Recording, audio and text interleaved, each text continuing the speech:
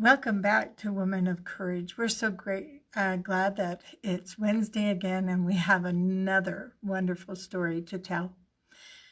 If you'll remember last week when I made a call out for whoever would like to share their courageous woman's story with us, I was pleasantly surprised to find in my inbox a response, and that is the story we're going to tell this morning. We would like to thank Howard Knight for sending in information about his, I believe he said, third great grandmother. And it's quite the story that has a lot of it is based here in Vernal. And it's kind of exciting because her name was Nancy Haws when she first moved here to Vernal, and she was the first dentist in the Vernal area. We have a little bit of history because he was willing to share, and I had so much fun looking up more things, trying to augment my own understanding of Nancy's life. And it was a really fun week for me as I researched and looked into some of the things, the key points that I was able to augment a little bit in my own mind, what it would have been like to be Nancy Haws.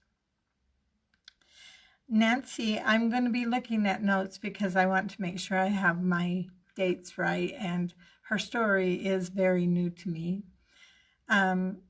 She was born on December the 25th, Christmas Day of 1840 in Wayne County, Illinois. And her family joined the Church of Jesus Christ of Latter-day Saints. And when she was 9 years old, they came on an ox wagon trail over to Utah and settled in the Provo, Utah area. So she was 9 at the time, and when she turned 16, she married a man named Albert Haws. He was actually her first cousin, and that's kind of an unusual thing today, but I guess in those days, not so much. And they had, let me make sure I get the right amount of children. They had 9 children in their life. She was a regular, what you would call Mormon mother. She served in a lot of church callings and did a lot of the things that Mormon women at the time were known to do. She was a great service to her family and to her church community. One of the quotes that was written in a letter that she wrote for a time kind of capsule thing that would be opened in years in the future, and it was a letter written to her children talking about her life, and that's why we know that she served in the church, and also some of the things she did as a mother. One of the things that the quotes that she had in that letter said, "I take great pleasure in attending to all these various duties, for I know this is the work of God, and I am willing and anxious to do all the good I can. And if I do any good, I hope to gain a reward hereafter." So she was very steeped in the idea that the good that she did in this life would follow her, and she wanted to do well. And I think she fulfilled that very well the rest of her life. She was a very serving woman, and she did a lot to help her fellow men. In 1887, the government of the United States passed the Edmunds Tucker Act, which was meant to restrict polygamy in the United States. Well, in 1879, Albert decided to live the law of plural marriage or polygamy, and he married Harriet Mayberry, and they began their family, and they had 10 children. It looks like in the history that they were compatible. Her letter she wrote to her children was after he had married his second wife. And so interestingly, they seemed to be getting along just fine until the Edmunds Tucker Act was passed. In this act, it prohibited the practice of polygamy, and it punished it with a fine of $500 to $800 and up to 5 years of imprisonment. So that was pretty stiff punishment for men and women who were living the law of plural marriage or polygamy in the Utah Territory at the time. It also dissolved territorial laws allowing illegitimate children to inherit. So his second family, all of his children would have been considered illegitimate. It required wives to testify against their husbands. So this law was very prohibitive to the families that had chosen to live the plural marriage laws. And in history, we do know that Albert did spend time in prison for his plural marriage. There is a divorce announcement in the paper. It was announced that she was given a divorce from Albert Haws on grounds of desertion in April 17th of 1889, which would have been 2 years, about 2 years after the Edmunds Tucker's loss. So she held on there in Provo, and it was for desertion, which meant it could have been during the time that Albert, her husband, was in prison. It must have been a real time of turmoil for all of them. Interestingly, there's a book that's available this year because of the women's suffrage and voting rights here in Utah, that there's been quite a few books written. I'm just going to flip the camera for a second so you can see. It's called Women in History, and it's a paradigm of paradox. It's a very interesting book. It is available in our bookstore if anyone is interested. I just wanted to read a couple quotes to give you an idea of Utah's feelings about women at this time, and a little bit maybe about marriage because of the plural issues. The territory of Utah had two attitudes at the time. It was interesting to note that divorce was did not destroy the family, but in reality was a safety valve, a means of dissolving alliances that abused peace and harmony, so that their divorce laws allowed the ability to divorce for irreconcilable differences. In Nancy's case, they used the word desertion, but it kind of makes sense to me. My great-grandfather was also a polygamist, and when the law was passed after he had served his time in prison, part of his family had to move. And so there was quite a upheaval for these people. And one of the families was not considered his family anymore. So it was a difficult time for them. And another quote in the book that I found was very interesting is how they felt about women.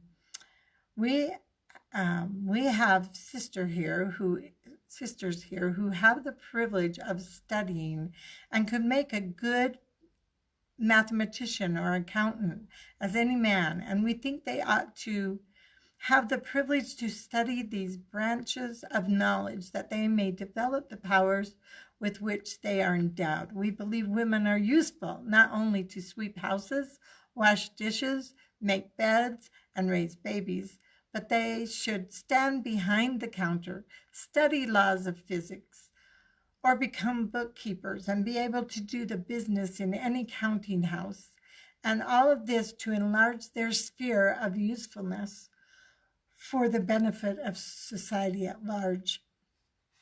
So this attitude in the territory of Utah was helpful to women because they, by necessity, especially after the Edmunds Tucker law, had to support themselves or be very careful in their way of helping their families.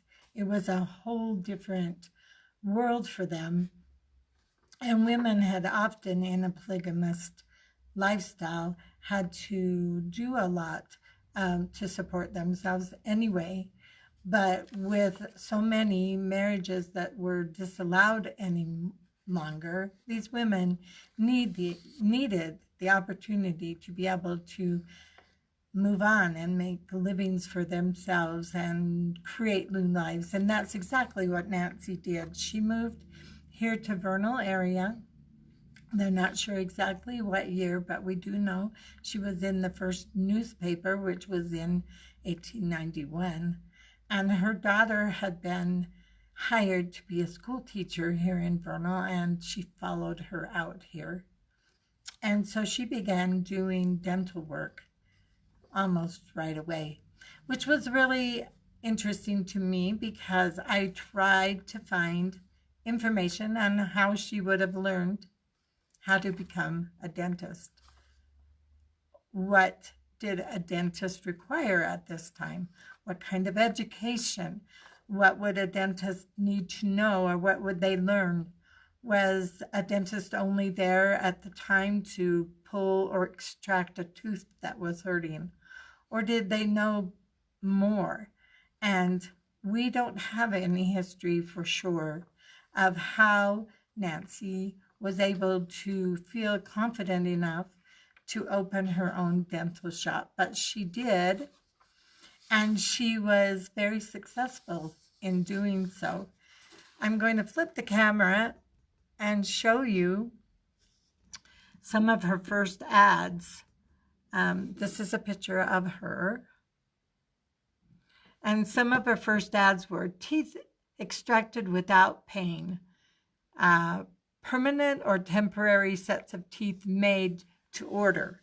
So that begs the question in my mind, did she make the teeth? Did she have someone that she used to help her learn how to make teeth, or did someone make teeth for her? I actually have a friend today who that's all he does. He makes teeth for people who need them. Dentists, he does the dental work. So it's possible that she was not making the teeth and ordering them out. It would be interesting to have a better history to know is if she was actually making those teeth or ordering them from someone else. She advertised very heavily in the newspapers through many years. She was in the newspaper from 1891 through about 1898 was when she quit advertising. Her advertisements changed through time. Interestingly, it talks about how she extracted without pain. And one of the articles I found in a magazine, was made at the time for dentists, trying to, when I was doing the drugstore display here at the museum, I found out that a lot of the things that they learned were through these magazines that were made for specific reasons for the drugs for the dentists. And they did have one. It was called the Dental Cosmos. And in that, it said that during the those first years when they were starting to do more than just extract teeth, but also trying to make pulling the teeth less painful, they had a magic bullet. And what it was cocaine laden with toothache drops, or they could inject into the jaw a liquid form of the cocaine. And remember, at this time, they didn't understand the absolute power of these kind of drugs. They used to put cocaine in babies' tooth medicine, where they're teething medicines, to take away the pain. So this was a very accepted practice at the time. And so she was probably using something like that in order to be able to say extraction without pain. I thought that was pretty interesting. You'll notice in the first one how it's really nicely written and it's a nice graphic, but as time went on, she went ahead and added more graphics to her advertisements. And later on, she actually started calling her dental office a parlor. And I couldn't, of course, there's no pictures of her in her parlor, which is kind of interesting because in a minute I'll tell you another way that she went. But this is a pretty good depiction of a woman dentist who had a parlor during that same period of time. Also, I found that there weren't a lot of regulations when she first started. She could get a license just from the local city, but then 2 years after she started her business, there were new laws beginning in the territory of Utah, and it was in 94, so it was a few years after.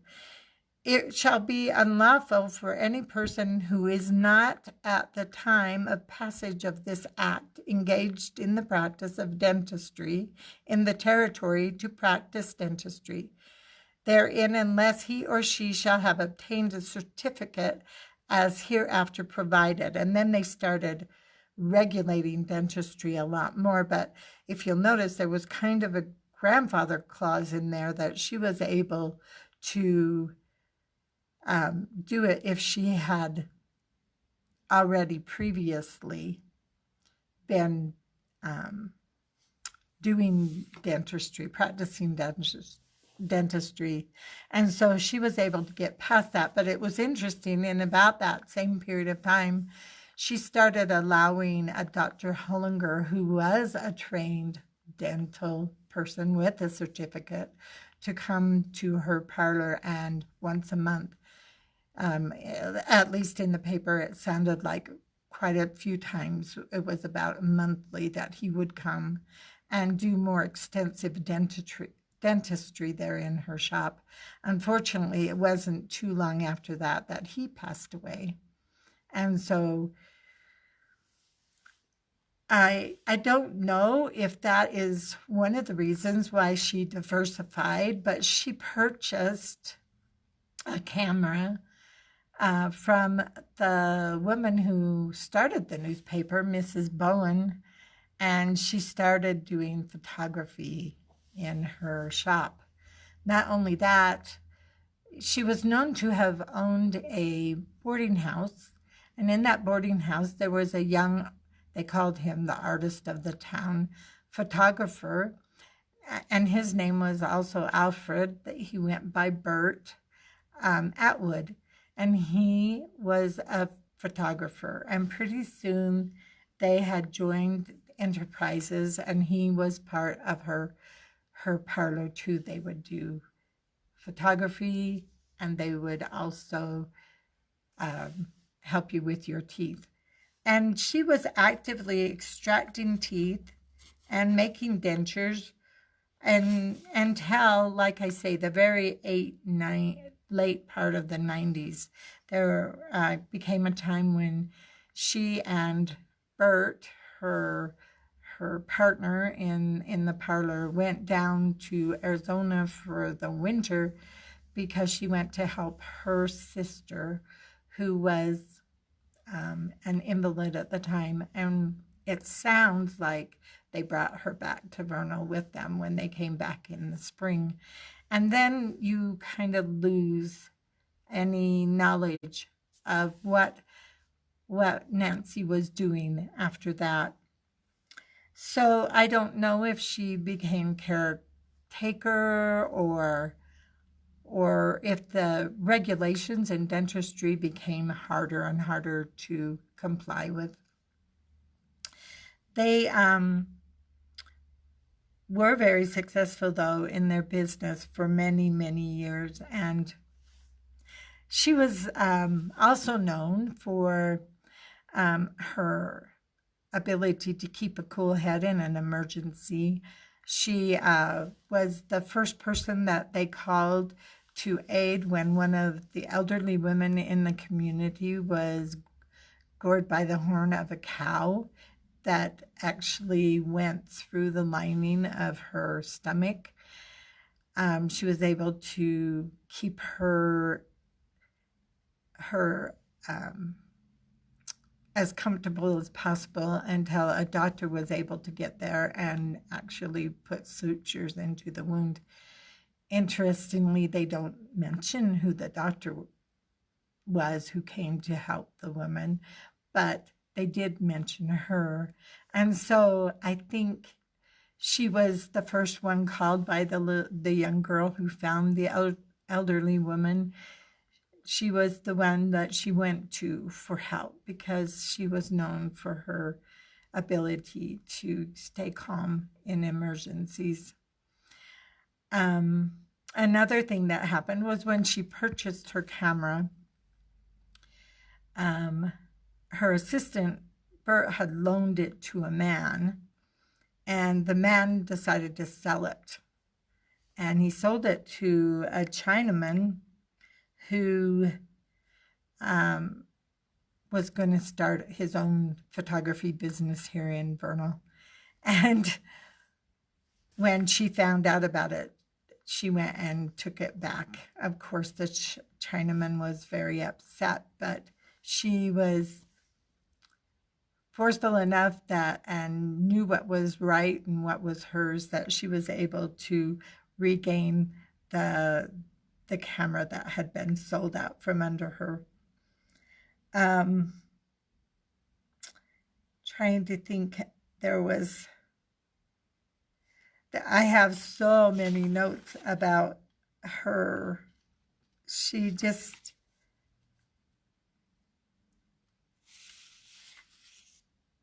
so Burt and she decided to finally, in about, I believe it was 1904, they got married. Burt was actually about 25 years younger than she was. And then in about 1907, he sold the businesses where they had been, and he and his brother started a cattle operation, and he was gone from town a lot. So there's no real mention of Nancy during this time. So we're not sure where she was, except for that eventually there was in 1908, there was a announcement in the paper that she was seriously ill at the home of her daughter, Mrs. Olive Glenn. And then I'm going to try to find the paper where she didn't have an obituary or anything in the paper, but there was an announcement of her death and that she would be buried on Sunday. So she kind of just disappeared after she quit doing her dental work in the newspaper. So I don't have more information about that. There is an interesting fact. Her first husband, Albert Haws, and his wife, and many of their children moved to Vernal, and they are buried not very far from her in the Vernal cemetery here. So it would seem that there was still a continuation of family ties, even though there had been a divorce granted. She was very inventive to be able to learn 2 careers, also to have a boarding house here in Vernal, and survive very well after a really hard time when the Edmunds Tucker Act changed her life. I'm so glad that we were able to highlight her today, thanks to Howard, and I hope you enjoyed her story.